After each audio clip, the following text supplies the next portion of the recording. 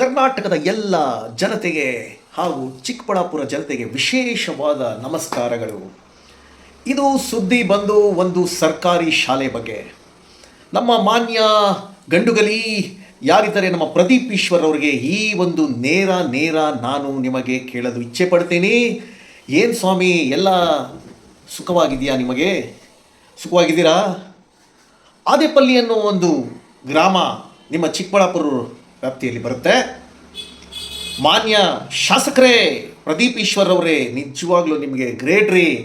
ಏನ್ರಿ ನಿಮ್ಮ ಶಿಕ್ಷಣ ಸಂಸ್ಥೆಗಳು? ಆದೇಪಲ್ಲಿನಲ್ಲಿ ಒಂದು ಸರ್ಕಾರಿ ಶಾಲೆನ ನಿಮ್ಮ ಕೈಯಲ್ಲಿ ಉಳಿಸೋಕ್ಕಾಗಲಿಲ್ಲ. ಬೆಂಗಳೂರು ನಗರದಲ್ಲಿ ನೀವು 16 ಶಿಕ್ಷಣ ಸಂಸ್ಥೆಯ ಮಾಲೀಕರು. ಟ್ಯೂಷನ್ ಹೆಸರಿನಲ್ಲಿ ಕಾಲೇಜನ್ನೇ ಕಟ್ಟಕ್ಕೆ ಹೋಗಿದ್ದೀರಾ. ಉತ್ರಳ್ಳಿಯಿಂದ ಕೆಂಗೇರಿವರೆಗೂ ನಿಮ್ಮದೇ ರಾಜಭಾರ. ಎಲ್ಲೋ ಒಂದು ಅಡ್ಮಿಷನ್ ತೊಗೊಳ್ತೀರಾ, ಉಳ್ಳಾಳದಲ್ಲಿ ಅಡ್ಮಿಷನ್ ಮಾಡಿಸ್ತೀರಾ, ಮಕ್ಕಳಿಗೆ ಎಜುಕೇಷನ್ನ ಕೆಂಗೇರಿಯಲ್ಲಿ ಕೊಡಿಸ್ತೀರಾ. ಅದು ನಿಮ್ಮ ಖಾಸಗಿ ಶಿಕ್ಷಣ ಸಂಸ್ಥೆ. ನೀವು ಶಾಸಕರಾಗಿ ಚಿಕ್ಕಬಳ್ಳಾಪುರಕ್ಕೆ ನೀವು ಆಯ್ಕೆ ಆದಾಗ ಮನೆ ರೌಂಡ್ ಹೊಡೆದಿದ್ದೇನು, ಮನೆಗೂ ಹೋಗಿ ಜನಗಳನ್ನು ಸಂಪರ್ಕ ಮಾಡಿದ್ದೇನು, ಜನಗಳ ವಿಶ್ವಾಸವನ್ನು ನೀವು ಗೆಲ್ಲಿಸಿದ್ದಾದರೂ ಏನು? ಅಬ್ಬಬ್ಬಾ, ನೋಡೋಕ್ಕೆ ಎರಡು ಕಣ್ಣು ಸಾಲಲ್ಲ ರೀ. ಬಟ್ ಆದರೆ ಇವತ್ತು ಏನಾಗ್ತಿದೆ ನೋಡಿದ್ದೀರಾ? ಅಂತ ಪರಿಸ್ಥಿತಿಯಲ್ಲಿ ಸಂಬಂಧಪಟ್ಟಂತ ಅಧಿಕಾರಿಗಳು ಎಲ್ಲ ವಿಚಾರ ಗೊತ್ತಿದ್ರು ಕೂಡ ಕಿವುಡರಾಗ್ಬಿಟ್ಟಿದ್ದಾರೆ, ಕಣ್ಣಿದ್ರು ಕೂಡ ಕುರುಡರಾಗ್ಬಿಟ್ಟಿದ್ದಾರೆ. ಇರೋದೊಂದು ಕಟ್ಟಡ, ಅದನ್ನು ಕೂಡ ಸರಿಯಾಗಿ ನಿಭಾಯಿಸೋದಾಗ್ತಾ ಇದೆ. ಈ ಬಗ್ಗೆ ಪೋಷಕರು ಮತ್ತು ವಿದ್ಯಾರ್ಥಿಗಳು ಕೂಡ ಮಾತನಾಡಿದ್ದಾರೆ. ಏನು ಹೇಳಿದ್ರು ನೀವು? ನಮ್ಮ ಶಾಲೆ ಮಳೆ ಬಂದರೆ ನಂದು ಆಗುತ್ತದೆ, ಚಳಿ ಜಾಸ್ತಿ, ಪಾಠ ಕೇಳಿಸ್ಕೊಳ್ಳೋದಕ್ಕೆ ಆಗೋದಿಲ್ಲ, ಚಳಿ ಜಾಸ್ತಿ ಗುಸ್ಬಿಡ್ತೀವಿ ಸರ್. ನೀರು ಗುಡಿಸ್ಬಿಡ್ತೀರಾ? ಬಕೆಟ್ ಕಲೆ ಇರ್ತಾ ಇದ್ದೀರಾ? ಎಲ್ಲೆಲ್ಲಿ ಇರ್ತಾ ಇರ್ತೀನಿ ನಾವು ಬಕೆಟ್ಗೆಲ್ಲ? ಅಥವಾ ಮಳೆ ಬಂದರೆ ಬುಕ್ಕು ಎಲ್ಲ ಇದಾಗುತ್ತೆ, ಬೇಗ ಸರಿಪಡಿಸಿಕೊಳ್ತೀವಿ. ನಮ್ಮ ಶಾಲೆಯಲ್ಲಿ ಸರ್ಕಾರಿ ಶಾಲೆ ಇದೆ. ಸರ್ಕಾರಿ ಶಾಲೆ ಇರೋದ್ರಿಂದ ಎಲ್ಲರೂ ಮಕ್ಕಳು ಬಂದು ವಿದ್ಯಾಭ್ಯಾಸ ಮಾಡುತ್ತೆ. ಯಾಕಂದರೆ ಈಗಿನ ಕಾಲದಲ್ಲಿ ಆಧುನಿಕ ವಿದ್ಯಾಭ್ಯಾಸ ಇರುವಾಗ ಮೂಲಭೂತ ಸೌಕರ್ಯ ಇಲ್ಲದೇ ಇದ್ದಾಗ ಯಾರೂ ಪೋಷಕರು ಸೇರಿಸೋದಕ್ಕೆ ಇಷ್ಟಪಡಲ್ಲ. ಯಾಕಂದರೆ ಮಕ್ಕಳ ಪೋಷಣೆ ಮುಖ್ಯ ಆಗಿರುತ್ತೆ. ಆದ ಕಾರಣದಿಂದ ಶಾಲೆ ಎಲ್ಲ ಸೋರ್ತಾ ಇದೆ. ನಮ್ಗೆ ನೀವು ಬೇಕಾದರೆ ನೋಡ್ಬೋದು. ಆದರೆ ಕೂಡ ಅಧಿಕಾರಿಗಳು ಚೆಕ್ಕೊಂಡು ಎಲ್ಲ ಸರಿ ಮಾಡಿದ್ರೇ ಶಾಲೆಗಳು ಬೆಳೆಸೋದಕ್ಕೆ ಬಡವರು ಮಕ್ಕಳು ಎಸ್ಪೆಷಲಿ ಓದೋದಕ್ಕೆ ಅನುಕೂಲ ಆಗುತ್ತೆ. ಇಲ್ಲಾಂತಂದರೆ ಖಾಸಗಿ ಜಗತ್ತಿನಲ್ಲಿ ಏನಂದರೆ ಈಗ ಎಲ್ಲ ಖಾಸಗಿ ಕಾರ್ಪೊರೇಟ್ ಕಂಪ್ನಿಗಳಿಗೆ ಶಾಲೆಗಳನ್ನು ವಿಸ್ತರಣೆ ಆಗ್ತಿದ್ದಾರೆ.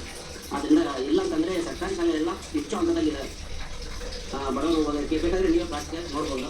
ಆದೇಪಲ್ಲಿ ಪರವಾಗಿ ನಾನು ಕೇಳ್ಕೊಳ್ಳೋದಿಷ್ಟೇ, ಮಕ್ಕಳ ವಿದ್ಯಾಭ್ಯಾಸನೇ ಮಾಡಿರುತ್ತೆ ಎಲ್ಲ. ಯಾಕಂದರೆ ತೋರಿಸ್ಬೋದು ನೋಡಿ, ಶಾಸಕರು ಯಾರ ಕೈಗೂ ಸಿಗ್ತಾ ಇಲ್ಲ. ಯಾಕಂದರೆ ಅವ್ರು ಮಾಡ್ಕೊಂಡಿರ್ತಕ್ಕಂಥ ಒಂದು ಸಣ್ಣ ಕರ್ಮಕಾಂಡ. ಒಂದು ಮಗುಗೆ 4.5 ಲಕ್ಷ ಫೀಸು.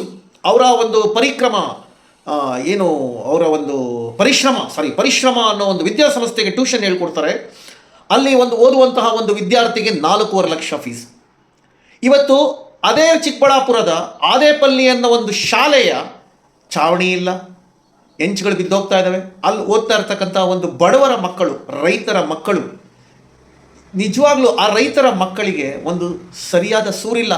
ಸರ್ಕಾರ ಬಂದು 2.5 ವರ್ಷ ಆಗಿದೆ. ಪ್ರದೀಪ್ ಈಶ್ವರ್ ಅವರೇ, ನೀವು 2.5 ವರ್ಷ ಪೂರ್ಣಗೊಳಿಸಿದ್ದೀರಾ. ಸ್ವಲ್ಪನಾದರೂ ನಿಮಗೆ ಜ್ಞಾಪಕ ಇದೆಯಾ? ಎಷ್ಟು ಗ್ರಾಮ ವಾಸ್ತವ್ಯ ಮಾಡಿದ್ದೀರಾ ನೀವು? ಎಷ್ಟು ಗ್ರಾಮಗಳಿಗೆ ಹೋಗಿ ನೀವು ರೈತರ ಸಮಸ್ಯೆಗಳನ್ನು ಬಗೆಹರಿಸಿದ್ದೀರಾ? ನಿಮ್ಮ ಒಡೆತನದ ಪರಿಶ್ರಮ, ನಿಮ್ಮ ಶಿಕ್ಷಣ ಸಂಸ್ಥೆ, ಆ ಪರಿಶ್ರಮಕ್ಕೆ ನೀವು ಕೊಟ್ಟಂಥ ಬೆಲೆ ಏನು? ಆದೇಪಲ್ಲಿ, ನಿಮ್ಮದೇ ಚಿಕ್ಕಬಳ್ಳಾಪುರದ ಆದೇಪಲ್ಲಿ ಒಂದು ಗ್ರಾಮದ ಒಂದು ಸರ್ಕಾರಿ ಶಾಲೆಯನ್ನು ನಿಮ್ಮ ಕೈಲಿ ಉಳಿಸ್ಕೊಳ್ಳೋಕ್ಕಾಗ್ತಾ ಇಲ್ಲ. ನೋಡಿ, ಎಲ್ಲರ ಮಕ್ಕಳು ಸರ್ಕಾರಿ ಶಾಲೆಗೆ ಸೇರಬೇಕು ಅಂತಿತ್ತು ಒಂದು ಕಾಲ. ಇವಾಗ ಹಂಗಾಗಿದ್ದಲ್ಲ. ಸರ್ಕಾರಿ ಶಾಲೆ ಮುಚ್ಚಿ ಖಾಸಗಿ ಶಾಲೆಗೆ ಸೇರಿ. ಪ್ರದೀಪ್ ಈಶ್ವರ್ ಅವರೇ, ನಿಮ್ಮ ಮಕ್ಕಳನ್ನು ನೀವು ಸರ್ಕಾರಿ ಶಾಲೆಗೆಲ್ಲ ನೀವು ಖಾಸಗಿ ಶಾಲೆಗಳಿಗೆ ಸೇರಿಸಬೇಕು ಅಂತ ನಿಮ್ಮ ಉದ್ದೇಶ ಇಟ್ಕೊಂಡು ಇವತ್ತು ಇಡೀ ಬೆಂಗಳೂರಿನಾದ್ಯಂತ ರೀ ಒಂದು ಮಗು ಫೀಸ್ ಸಾಕಲ್ವೇನ್ರಿ? 4.5 ಲಕ್ಷ ತೊಗೊಳ್ತೀರಾ ನಿಮ್ಮ ಒಂದು ಪರಿಶ್ರಮ ವಿದ್ಯಾಸಂಸ್ಥೆಗೆ ಅಡ್ಮಿಷನ್ ಆಗೋದಕ್ಕೆ? ಮಾನ್ಯ ಜನತೆ, ದಯವಿಟ್ಟು ಚಿಕ್ಕಬಳ್ಳಾಪುರ ಜನತೆ, ದಯವಿಟ್ಟು ಇದ್ರ ಬಗ್ಗೆ ನೀವು ಗಮನ ಹರಿಸಿ.